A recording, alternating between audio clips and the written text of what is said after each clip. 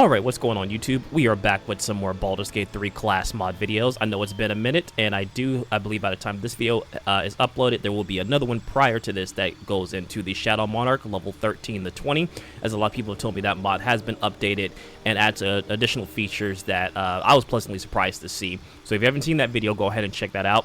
But this time we're going to be taking a look at a fighter subclass called the Purple Dragon Knight. This is centered around both gravity and the ability to summon a dragon that will level up with you and basically be part of your combat throughout the entire game. Now, I'm using Lae'zel as a base, Lae'zel as a base, but before I do that, there are some things that I would probably recommend. Probably respecing her stats, which I'm going to do here shortly, as some of the abilities do rely on intelligence, and Lae'zel doesn't have much intelligence in her default stats. So I'm going to go ahead and adjust this real quick, and then we'll go back into the leveling process. Alright, so like I said, I just went to go change her stats a little bit. So just to kind of give reference, I have intelligence set to 16, strength set to 14, dex to 12, con to 14, charisma 8, just because I don't really have her talking and doing like a lot of dialogue. Now, if I wanted to balance this out more, I'd probably take wisdom down to 10 and then charisma down to up to 10, just kind of like balance it out. But I think this is fine overall. So what you get with the purple Dragon Knight at level 3, since it is a subclass, we're going to be starting there. At level 3, you get the I'm gonna butcher this, Amethyst, I think, Dragon Companion, which allows you to summon a Dragon Companion that will level up with you. And will grow as you grow. The cool thing about this is it's a permanent summon. I believe you can resummon once it changes sizes to actually get the proper size.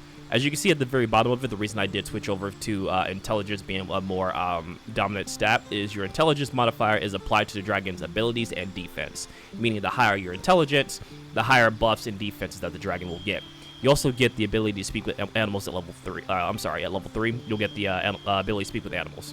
We're going to go ahead and level up to level 12. I think this also has a level 20 aspect to it, so we'll do level 12, and I'll check and see if it has level 20 as well. Alright, so level 4, not really much here. We get a health increase, and we get a first ability improvement. I'm just going to go ahead and dump this into intelligence just to buff the dragon. At level 5, we get extra attack. We also get a racer ability, which is Misty Step, so that's pretty good. Alright, at level 6, we get another ability increase here, so I will go ahead and I'll probably finish out with intelligence just to have it set at 20.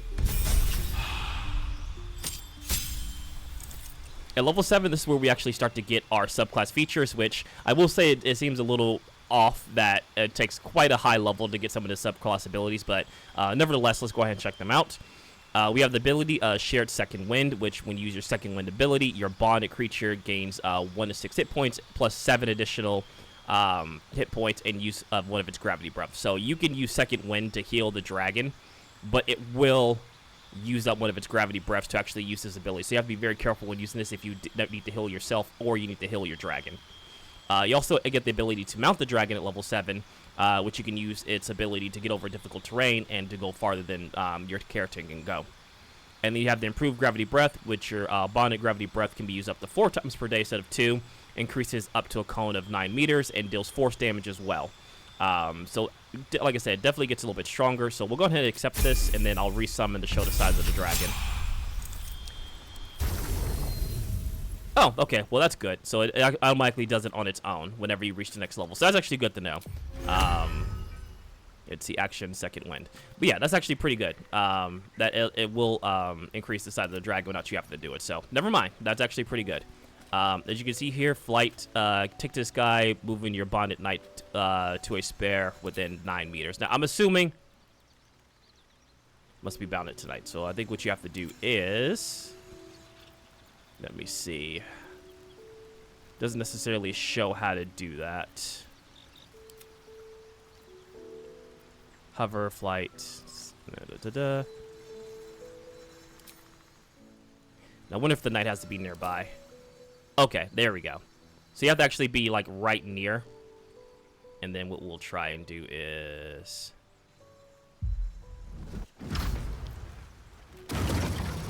There we go.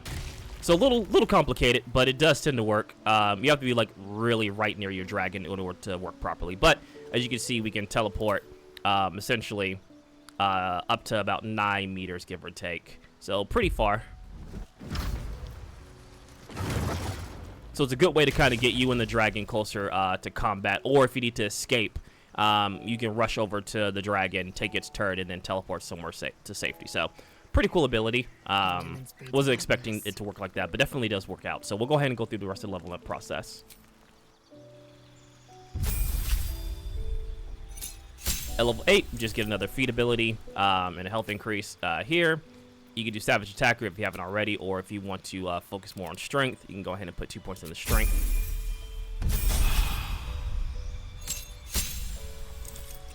At level 8, or I'm sorry, level 9, we get another health increase, and we get a new class feature. I think this is just a standard fighter class. Getting Indomitable, which is makes it a little bit harder to be knocked down because you get additional die as a saving throw.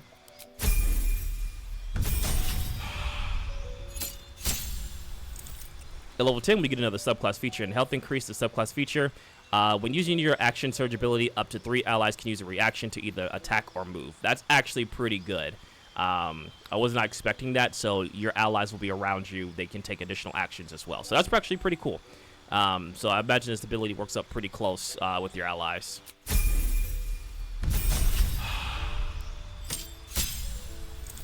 Alright, at level 11, we get an additional health increase, and we get an improved extra attack, which means we can actually attack, I think, up to 3 times, which is actually pretty strong.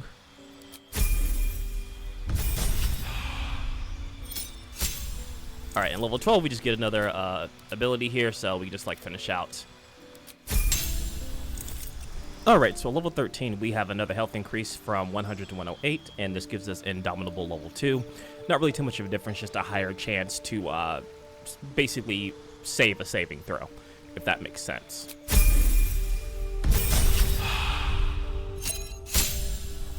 At level 14, we get a new feat, which at this point you can just round out either your strength or intelligence if you haven't done so at that point, or if you want, you can go for something like Savage Attacker if you haven't done that as well. I would say like a lot of the ability points that you get past level 12 are kind of like super situational. You just kind of pick what you want.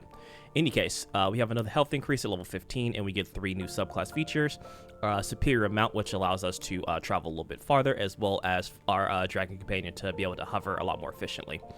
We also have Improved Gravity Breath, which allows our Dragon to use the Gravity Breath 5 times per day, which I believe these are all long rest.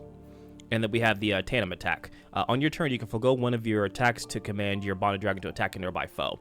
Now, the way that this works is if your dragon is nearby an enemy, and instead of you attacking, you can order the dragon to use your attacks to attack that target. So it's really good to kind of divide and conquer, as well as have some abilities that require them to be closer together. So very, very, very cool ability there.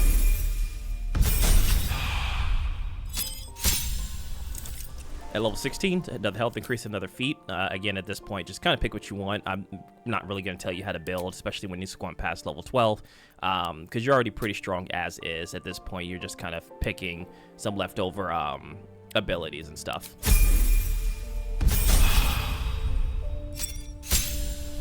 Level 17, we get another health increase and another level into Indomitable. That's pretty self-explanatory what that does. I don't need to explain to it again. Level 18, I believe we get our last subclass feature, which is a little bit late, but it is what it is. Enduring Commander, you and your bonded dragon have resistance to force and psychic damage. While this is cool, I think this is definitely something that should have been like maybe level 5 or like level 8, a little bit lower on the subclass features. Having this at level 18 just doesn't really seem to make sense. Because in a standard playthrough, unless you're having mods that like increase your XP consumption, you're not really going to reach level 20, let alone level 18, and be able to utilize this, especially like towards the end of the game, where, yeah, it's going to have some uses, but I don't know. It just seems like a little off to have this way up at level 18.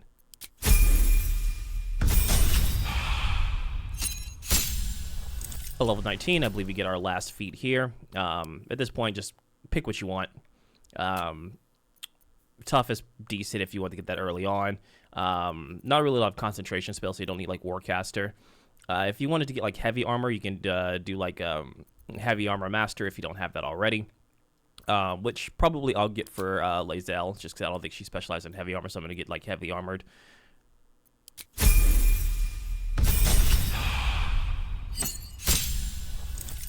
And then level 20, we get our extra attack number 3, which allows us to attack up to 3 times. Now, with the other abilities and things like that, we can do a lot of attacks with Lae'zel and our Dragon Companion. So that's going to finalize our level up process here.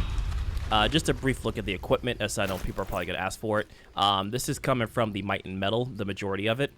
It is the Helm of the Exalt Champion, Cloak of Last Stand,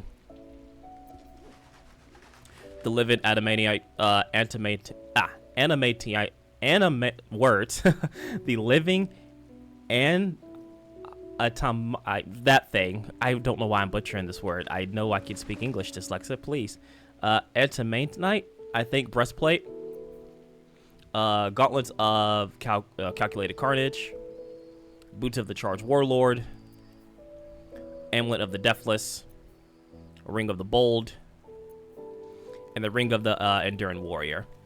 The spear that I'm using is the Eldritch Infused Spear. I believe this is from another mod pack. I like it because of how themed it is. It kind of matches with the purple armor, which you can get that from the Emperor's dye from the Faerun colors, which I highly recommend. They're infinite dyes that you can use to change the color. If you wanted to use a different weapon, there is this weapon here in Act 3. If you wanted to go something a little bit more damaging, you have the Axe of Sundering Blow. Attacks with this weapon have a chance of applying Sundered for 3 turns, which just kind of give you what Sundered is. Affects the armor class. So, the thing good about this weapon is if you do a dash, you get extra damage with it too. So it just depends on how you want to play your character. Again, I picked it because it's more in theme of like the overall purple aesthetic of the armor and of the class. So, in any case, I'm going to go ahead and play the combat scenarios that I have featured here. Hopefully you guys enjoy, and I will catch you in the next video. Take care.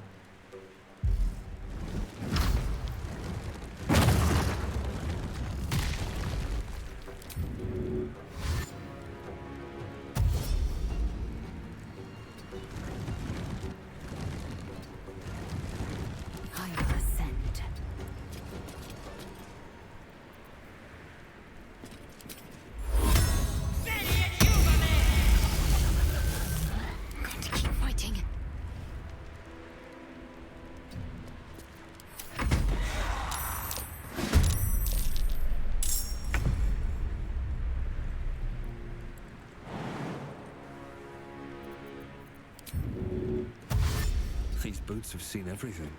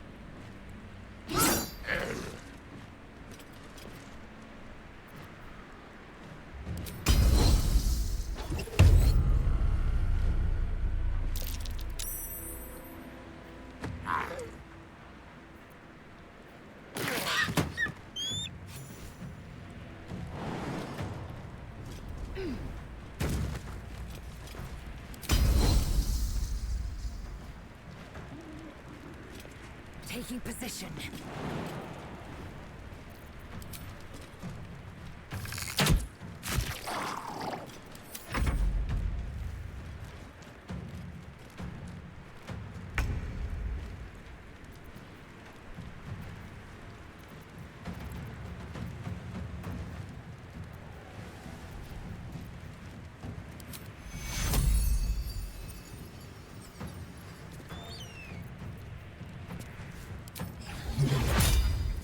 On my way.